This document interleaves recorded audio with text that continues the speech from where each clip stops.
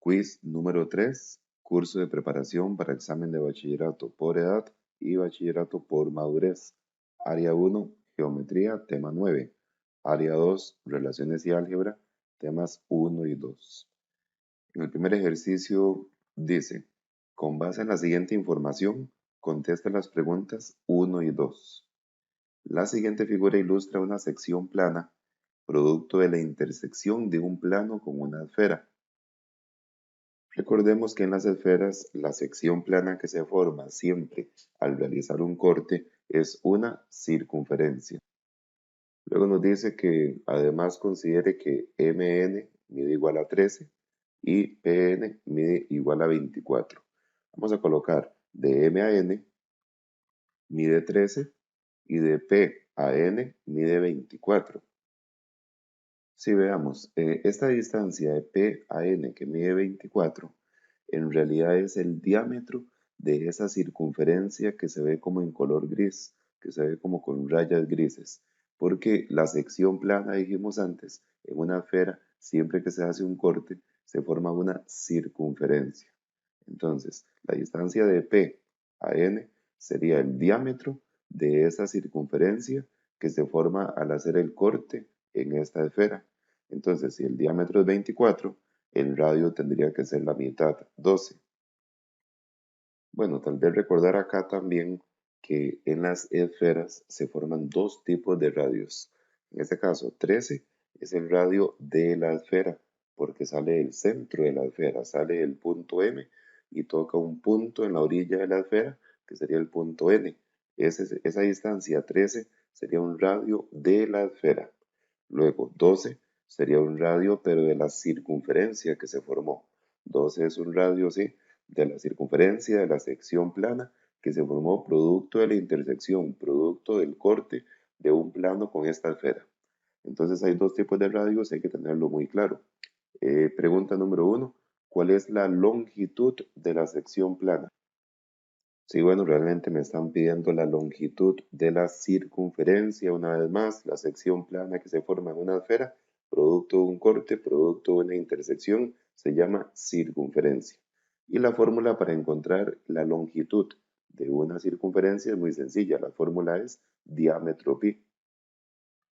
Solo que debemos saber cuál diámetro utilizar, porque aquí hay dos tipos de diámetros. Tenemos el diámetro de la esfera, que el diámetro de la esfera sería 26. Si el radio es 13, si el radio de la esfera es 13, el diámetro es el doble, que es 26. Y también tenemos el diámetro de la circunferencia, que sería 24, el cual me regalaban desde el inicio. La distancia de P a N es la distancia que representa el diámetro de la circunferencia. Como están pidiendo la longitud de la sección plana, entonces en realidad están pidiendo la longitud de la circunferencia y para esto ocupamos el diámetro de la circunferencia. Entonces, el diámetro de la circunferencia es 24, por lo tanto, aquí la respuesta sería 24 pi, sustituyendo la fórmula que es diámetro pi.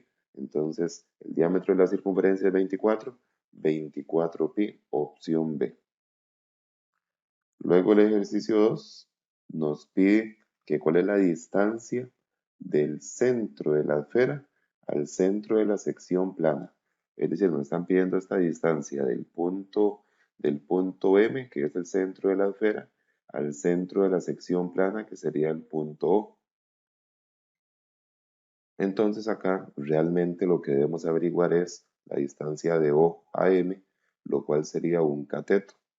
Aquí se está formando un triángulo rectángulo. Aquí tenemos ángulo de 90. En el punto O tenemos ángulo de 90.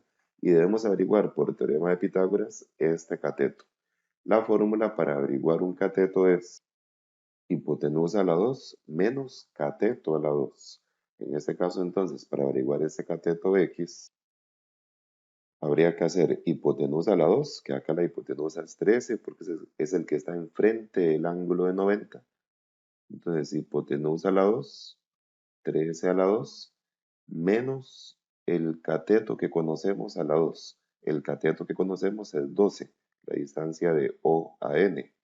Entonces, hipotenusa a la 2 menos cateto a la 2 sería en este caso 13 a la 2 menos 12 a la 2. Pues en la calculadora hacemos raíz cuadrada de hipotenusa a la 2, 13 a la 2, menos 12 a la 2. Y eso nos estaría dando 5. Quiere decir que ese cateto X vale 5. Por lo cual, la respuesta correcta en este ejercicio entonces es que la distancia del centro de la esfera, del punto M, al centro de la sección plana, al centro de la circunferencia, que es el punto O, sería 5. Opción C. Con base en la siguiente información, conteste las preguntas 3 y 4. La siguiente figura ilustra una sección plana, producto de la intersección de un cilindro circular recto con el plano que contiene los puntos D y B. Primero recordar que en los cilindros hay tres tipos de secciones planas que se pueden formar: circunferencia, rectángulo y elipse. En este caso dice que esa sección plana es producto de la intersección de un cilindro con el plano que contiene los puntos D y B. Además, considere que BC mide 6 y BD mide 8. Ok, en el momento que nos dice que esta intersección, este corte que se realiza, contiene los puntos D y B, démonos cuenta que los puntos D y B son puntos que están en el centro de las circunferencias tales, la circunferencia superior y la circunferencia inferior. Entonces es un corte que se está haciendo vertical, es un corte que se pasa por el medio del cilindro, pasa por los dos centros y en realidad lo que está formando es un corte perpendicular a la base. Es un corte totalmente vertical, lo que se llama un corte perpendicular a la base, y esto siempre va a generar un rectángulo que abarca todo el cilindro. Sí, el detalle es reconocer que como el corte contiene los puntos D y B, fue un corte que se hizo en el medio del cilindro, pasando por los centros. Entonces se forma un rectángulo, es un corte perpendicular a la base. Nos están regalando que de B a C mide 6. De B a C sería un radio de la circunferencia de abajo. Este radio mide 6, por lo tanto, este otro radio también mide 6. Es decir, todo el diámetro sería 12. De igual manera, en la circunferencia de arriba, el radio sigue midiendo 6 y todo el diámetro sería 12. Luego el ejercicio dice que de B a D mide 8. Realmente de B a D sería como tener la altura. Si eso mide 8, quiere decir que esta altura a la izquierda también mide 8. Y la altura a la derecha también sería 8. Bueno, ya con esto podemos responder a las preguntas. El primer ejercicio, el ejercicio 3, nos dice que cuál es el área de la sección plana que se forma producto de la intersección del cilindro con el plano. Y no olvidemos que acá la sección plana es un rectángulo. Entonces, el área de un rectángulo es largo por ancho. Con lo cual tendríamos que el largo es 12 y el ancho es 8. Con lo cual 12 por 8 nos daría 96. La respuesta correcta sería la opción D. Importante recalcar situaciones. Las figuras no están hechas a escala, porque aquí el largo es 12, que es este 12 de acá, y el ancho es 8. Este ancho, que es 8, pareciera que es más largo que el 12, pero es que las figuras no están hechas a escala. Si nos regalaban que BC medía 6, entonces el diámetro sería 12, y nos regalan que BD es 8, entonces acá el ancho sería 8 porque el largo, por supuesto, que tiene que ser más grande que el ancho. Entonces 12 es el largo, 8 es el ancho. La figura no está hecha a escala, no pareciera que esta medida sea más grande que la altura que tenemos acá, pero así es como lo tenemos. Entonces no se trabaja a escala, sino que se trabaja con las medidas que nos dan.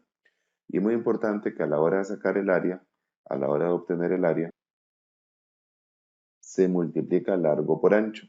Y el detalle aquí es que el largo sería en este caso todo el 12. Todo el 12, no solamente 6. 6 sería apenas una parte de ese rectángulo. Y siempre que se hace este corte perpendicular a la base, se forma un rectángulo y el rectángulo es obligatorio que abarque todo el cilindro, que abarque todo el diámetro y que abarque toda la altura. Entonces por eso se multiplicó 12 por 8. 12 sería el largo en ese caso y 8 sería el ancho. Entonces sí, opción D en el ejercicio 3, opción D 96. La pregunta 4, más bien acá nos piden el perímetro de la sección plana. Y una vez más sabemos que la sección plana es un rectángulo, entonces nos piden el perímetro de ese rectángulo que se forma producto de la intersección del cilindro con el plano. Para saber el perímetro sería la suma de todos los lados. Y en este caso, si vemos el rectángulo, sumar todos los lados sería sumar el 12 más el 12 más el 8 y más el 8, porque son los lados perimetrales de este rectángulo, son la orilla, siempre el perímetro es la orilla de una figura y sumar todos esos lados. Entonces el perímetro sería 12 más 12 más 8, que eso nos daría 40. Entonces acá la respuesta sería la opción B. El perímetro del rectángulo de la sección plana, 40. Con base en la información que se indica en la figura siguiente, refería a un cono circular recto. Conteste las preguntas 5 y 6. Aquí vamos a trabajar con un cono. La pregunta 5 dice que ¿cuál segmento representa la generatriz del cono? Sí, vamos a repasar todos los elementos de un cono para dejar bien claro. La generatriz sería una línea que sale de la cúspide, del vértice, del punto B y bajando en manera diagonal hasta la base del cono, en manera diagonal. Es decir, la generatriz puede ser de B hasta A o también puede ser de B hasta C. Con lo cual tendríamos entonces que la opción correcta es la opción A. De B a C sería una de las generatrices que se pueden formar acá. Luego veamos rápidamente las otras opciones. De B a O, opción B, de B a O, esto sería una altura. Siempre la línea que viene del vértice de la parte superior y llega al centro de la circunferencia, es una línea vertical. Vean que ya no es inclinada como la generatriz, esa es la altura. Entonces la opción B de B a O sería la altura del cono. Luego de A a C sería el diámetro de la base, el diámetro de la circunferencia. Y por último, de O a C, en la última opción, de O a C sería un radio de esa circunferencia. Recordemos que el radio siempre es del centro hasta un punto en la orilla, hasta un punto de la circunferencia. Entonces la opción D de O a C sería un radio. Sin embargo, la respuesta era la opción A que nos pedían por la generatriz. Ahora, el ejercicio 6 es un ejercicio de saberse conceptos, saberse los cortes en un cono. En los conos hay 4 tipos de secciones planas. Y aquí dice, si se corta este cono con un plano que contiene a E, al punto E, y es perpendicular al plano que contiene la base de este cono, entonces la sección plana que resulta de dicha intersección corresponde a una. Sí, bueno, por definición de aquí podemos saber la respuesta. Solo quiero que veamos que dice que el corte se hace con un plano que contiene al punto E. Eso significa que el corte se hace perpendicular a la base y es un corte que contiene al punto E, es decir, es un corte vertical. En este caso, aquí tenemos el punto E. Entonces el corte se hace de manera vertical pasando por el punto E. Y ese tipo de corte se llama una hipérbola. Aquí la opción correcta es la opción C. Siempre que hacemos en un cono un corte perpendicular a la base, un corte vertical que no pasa por el centro, que no pasa por el centro del cono, no pasa por el vértice, sino que está como más a un lado, como ahí que pasaba por el punto E, entonces se llama hipérbola. Saberse de memoria, perpendicular a la base, se forma una sección plana que es una hipérbola en el cono. Opción C. Para responder los ítems 7 y 8, considere la siguiente representación referida a la función f. La gráfica de f tiene como asíntota el eje x. Eso va a ser importante, vamos a ver en qué influye. Tenemos la gráfica entonces, está la gráfica de la función f y en la pregunta 7 nos están pidiendo el ámbito de esta función. Muy bien, debemos recordar que el ámbito en una gráfica se averigua de abajo hacia arriba en el eje Y, solo viendo los valores del eje Y. Entonces el ámbito es de abajo hacia arriba en el eje Y. Podemos ver que el punto más bajo de esta función, el punto más bajo es este, el cual está en dirección al -1. Es decir, este ámbito inicia en -1. Casi que si vemos la astucia de las opciones, podemos darnos cuenta que solo hay una opción que empieza en -1. Entonces, por ahí es un indicador de que ya podemos tener la respuesta correcta. Sin embargo, terminemos el análisis. Ese ámbito inicia en -1 en la parte inferior, la parte más baja. El ámbito siempre se averigua de abajo hacia arriba respecto a los valores del eje Y. Y la parte más alta sería este punto de acá. Es la parte más alta en esta gráfica, en esta función y ese punto podemos ver que está en dirección respecto al eje Y, está en dirección al -1. Es evidente que la respuesta correcta tiene que ser la opción A, porque es la única opción que empieza en -1 y termina en 1. Ahora vamos a ver qué significa esta unión, la U de unión, y qué significa estos ceros. El detalle es que la función arranca en -1 y tenemos una flechita que va asíntota al eje X, a como lo dijeron acá en el enunciado, asíntota al eje X. Entonces, es una función que arranca en -1, la flecha continúa hacia la izquierda, pero nunca va a tocar el eje X.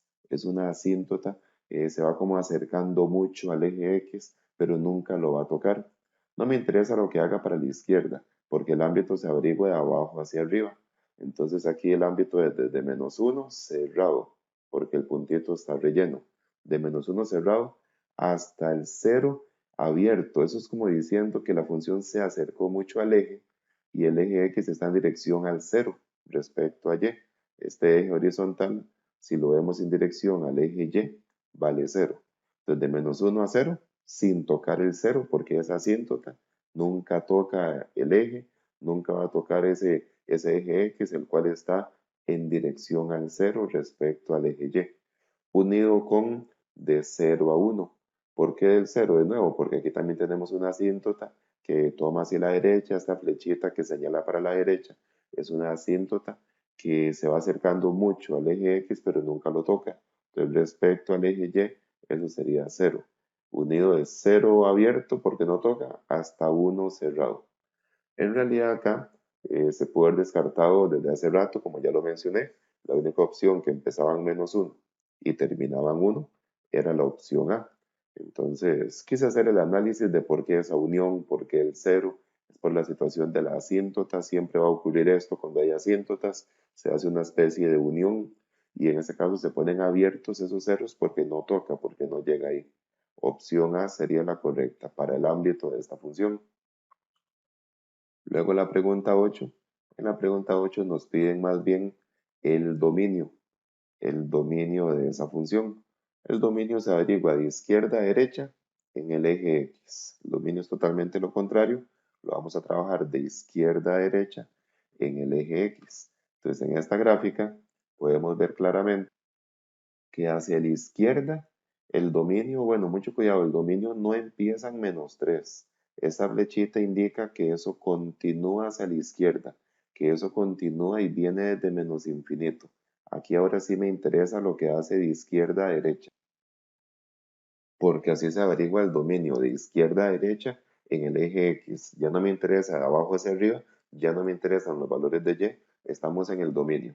Este dominio es desde menos infinito, la función viene desde la izquierda, desde menos infinito y a primera instancia llega hasta este punto, desde menos infinito hasta -1, de menos infinito a -1.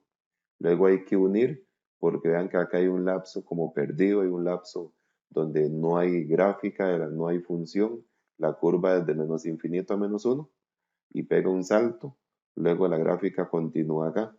Hay que unirle este otro intervalo, esta otra parte que sería desde 1 desde 1 hasta más infinito, hasta la derecha. No hasta 3, porque en realidad no está llegando justamente al 3. Ahí se ve como que está en dirección, pero lo que hay que hacer caso es que la flecha continúa para la derecha. Entonces aquí esa flechita va a significar más infinito. Por lo tanto, ya dijimos la opción correcta. Aquí el dominio tiene que ser desde menos infinito hasta menos 1. Si este lapso menos infinito a menos 1. Y luego unirle de 1 a más infinito. Entonces la opción correcta sería la opción C, menos infinito hasta el menos 1 y luego unirle desde 1 hasta más infinito. Opción C sería la correcta.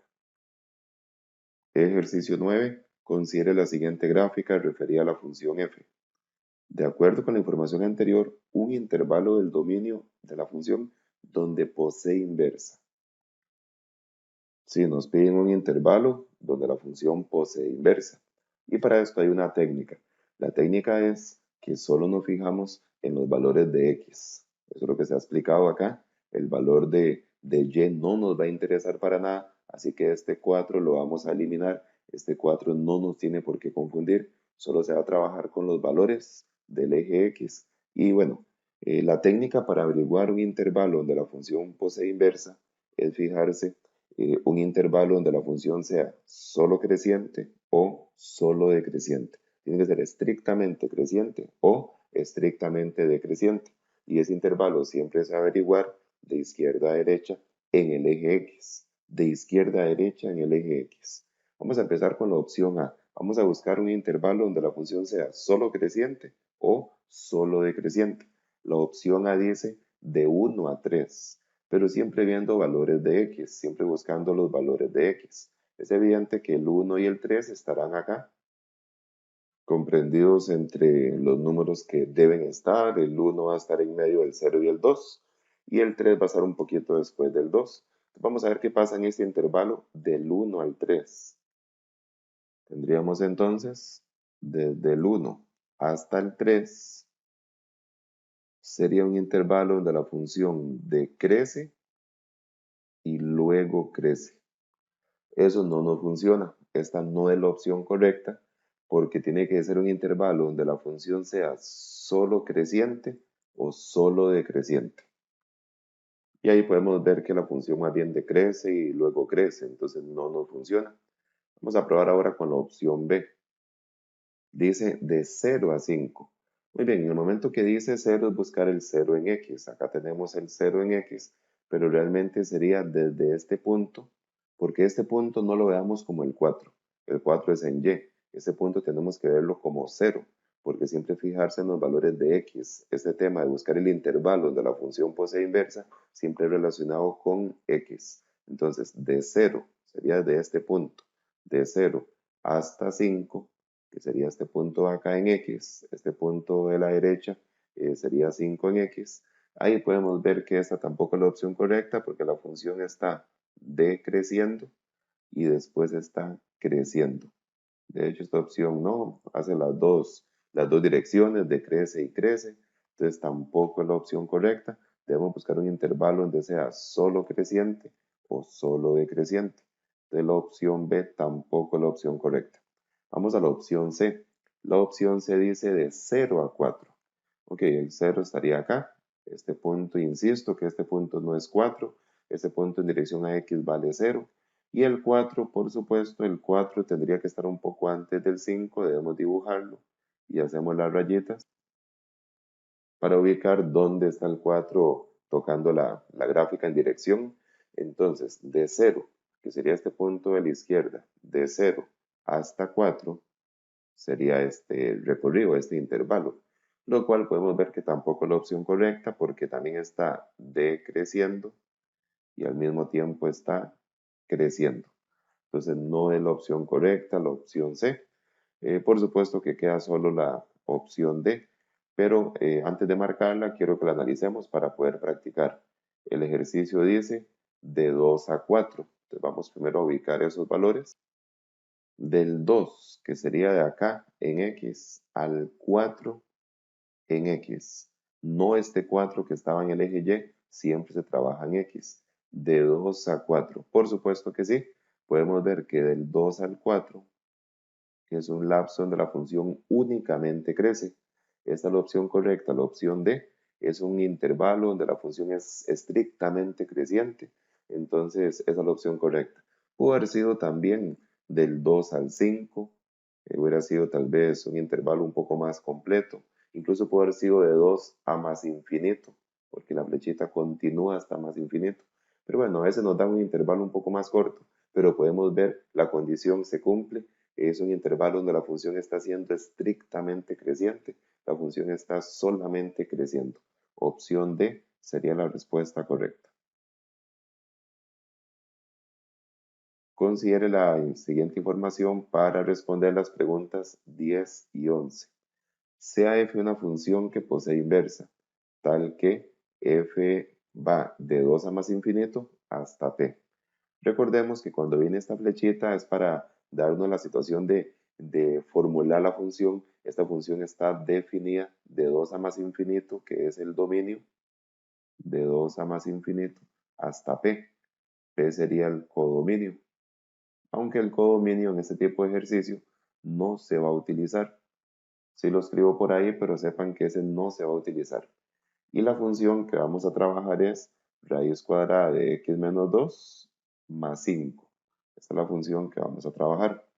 La primera pregunta nos pide el dominio de la inversa de f. Mucho cuidado porque no me están pidiendo este dominio que ya tenemos. Este dominio 2 a más infinito en realidad es el dominio de la función original, es el dominio de la función f. Entonces, la técnica es, para poder averiguar el dominio de la inversa, hacer una especie de sustitución. Este 2 que tenemos acá en el dominio original lo vamos a sustituir en la x del criterio de la función. Si estamos averiguando el dominio de la inversa y el procedimiento es ese, tomar la calculadora en el criterio de la función que siempre nos van a dar ahí, normalmente con raíz, una función radical, una función raíz cuadrada. Entonces sería raíz, en lugar de x, sustituimos el 2. Entonces raíz de 2 menos 2. Y afuera, muy importante, salirse aquí a la derecha con la flecha derecha para escribir el más 5. Eso nos está dando 5. A la hora de sustituir este 2 en la x y escribir todo el criterio en la calculadora, el resultado que nos dé va a ser la respuesta, va a ser el dominio de la inversa. Así que en este caso la única opción que trae el 5 es la opción C. Y normalmente se respeta el mismo infinito, como el dominio original era más infinito, aquí también va a tener más infinito, pero veamos que es la única opción que trae el 5, entonces es muy fácil de descartar. Para encontrar dominio de la inversa, entonces se sustituye el número que nos dan en el dominio original, se sustituye, en este caso es un 2, en la x de la función, en la x del criterio de la función. Entonces opción C sería la correcta. Y el ejercicio 11, ¿cuál es el ámbito de la función inversa? Este es muy sencillo, aquí prácticamente no hay que hacer ningún procedimiento. Cuando pregunten en ese tipo de ejercicios el ámbito de la inversa, simplemente el ámbito de la inversa va a ser el dominio original. Este 2 a más infinito que nos dan inicialmente, que me lo están dando, no hay que averiguarlo. Ese va a ser el ámbito de la inversa en ese tipo de ejercicios. La opción B, 2 a más infinito, sería la correcta. Insisto, ámbito de la inversa, no hay que hacer nada, solamente copiar el dominio original que nos dieron en el enunciado. Opción B sería la correcta.